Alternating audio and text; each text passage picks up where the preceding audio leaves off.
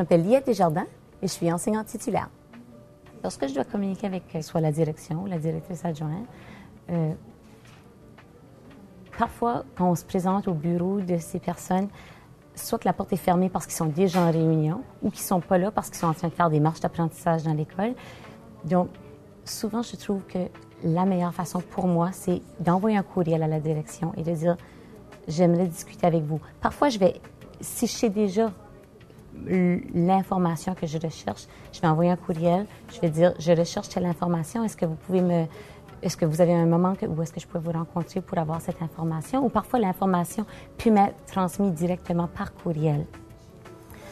Si je rencontre ma directrice dans le corridor et que je lui dis « J'ai une question pour toi », elle va souvent me dire, elle va m'écouter, mais si elle n'a pas la réponse tout de suite, elle va me dire « Est-ce que tu peux m'envoyer un courriel là-dessus? » Puis ça, c'est parce qu'elle ne veut pas oublier. C'est pas parce qu'elle essaie de me repousser ou qu'elle n'a pas le temps pour moi. C'est que ces gens-là, souvent, sont très occupés. Puis, ils n'ont pas juste moi à regarder. Ils doivent s'occuper de peut-être une vingtaine ou gérer une trentaine d'enseignants en plus de quelques centaines d'élèves. Donc, leur attention ils ont toujours des bonnes intentions, mais parfois, le temps est pressant dans une école. Donc, moi, j'utilise souvent le courriel, soit pour poser ma question ou pour dire que j'aimerais un temps de rencontre. Lorsque je dois communiquer avec l'enseignante ressource, par exemple, concernant des élèves, puisqu'on n'utilise pas le nom des élèves dans des courriels, je vais juste dire, est-ce que je peux te rencontrer aujourd'hui? Est-ce que quand tu auras une minute, peux-tu venir me voir?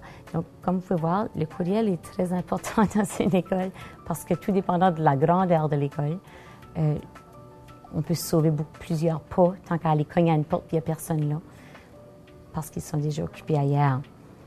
Lorsque vient la collaboration, parce qu'on veut collaborer entre collègues, plus il y a de gens qui collaborent ensemble et qui partagent leur expertise, plus l'équipe sera dynamique. Les enseignants novices ont une expertise qu'ils ne savent probablement même pas qu'elles ont. Puis, que ce soit au niveau de la technologie ou des nouvelles connaissances dans la façon d'enseigner tel concept, oui, un enseignant d'expérience a des connaissances, mais les enseignants novices peuvent avoir beaucoup à apporter à une équipe. Puis ça, je parle d'expérience, d'avoir travaillé avec des enseignants qui nous arrivent, puis qu'on dit « Wow! » Vous avez des connaissances qu'on n'était même pas au courant que vous aviez, puis c'est des connaissances qui sont riches au niveau d'une équipe. Donc, c'est important de collaborer.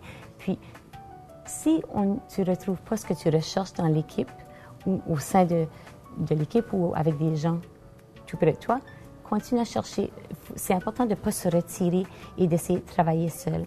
Parce que dans le système dans lequel on travaille maintenant, si tu travailles seul, tu as l'impression que c'est une grosse montagne toujours. Mais quand tu travailles en collaboration avec d'autres gens, ça rend le travail un peu plus agréable. Donc, pour conclure, je vous donne une citation écrite par Hollingsworth en 2001.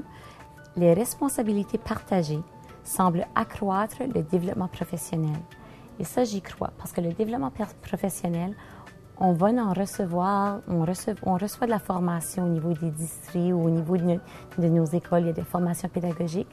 On doit faire on fait nos lectures selon nos besoins, nos intérêts. Par contre, parfois, c'est les ressources humaines ou les gens qui nous entourent. Une enseignante qui a plus d'expérience que moi peut m'apporter quelque chose. Une enseignante novice peut m'apporter quelque chose. Une collègue qui a vécu une expérience ou qui a fait une lecture peut accroître mon développement professionnel aussi. Donc, la collaboration entre collègues est extrêmement importante.